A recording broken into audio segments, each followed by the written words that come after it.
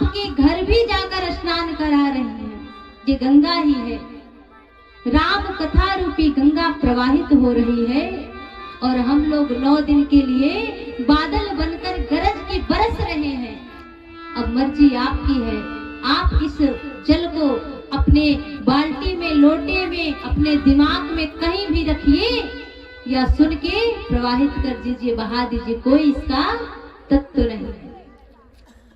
आपकी मर्जी है, आप रखिए या छोड़ दीजिए। गोस्वामी तुलसीदास जी ने लिखा कि बाबा क्या कहते हैं मैया से कि देवी आपने जो मुझसे प्रसंग पूछा वो कैसा प्रसंग है कि पूछा हो रघुपति कथा प्रसंगा सकल लोक जग पावन गंगा।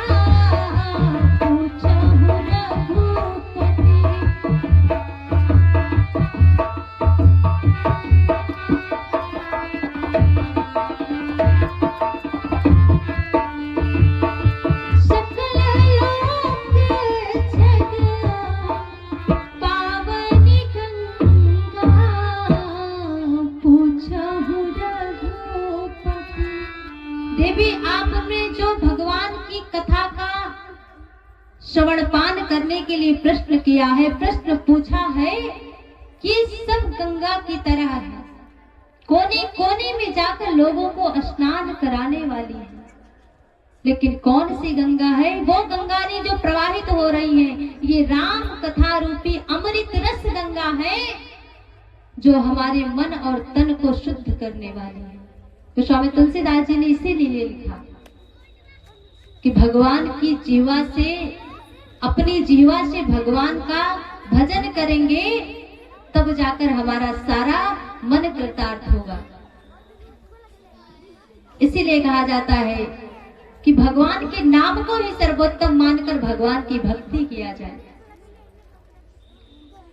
अब बड़े ही प्रेम से भगवान कहते हैं देवी जिन्होंने अपने मुखारविंद से भगवान की कथा का श्रवणपान नहीं किया और अपने मुख से भगवान की कथा को गाया नहीं, वो कैसे हैं कि जिन हरि कथा सुनय नहीं गाना श्रवण रंभ यहि भवन समाना। हर जिन हरि कथा सुनय नहीं गाना श्रवण रंभ यहि भवन समाना। श्रवण रंभ यहि भवन समाना। जिन्होंने अपने कानों से भगवान की कथा का श्रवणपान नहीं किया उनके कान कैसे हैं? सांप के बिल के समान। उसमें केवल अनेक प्रकार के जीव जंतु ही रह सकते हैं। और इतना ही नहीं, अपनी जिह्वा से जिन्होंने भगवान की नाम को नहीं जपा उनकी जिह्वा कैसी है कि जो नहीं कराही राम गुण गाना जीह सुता दूर जीह समाना।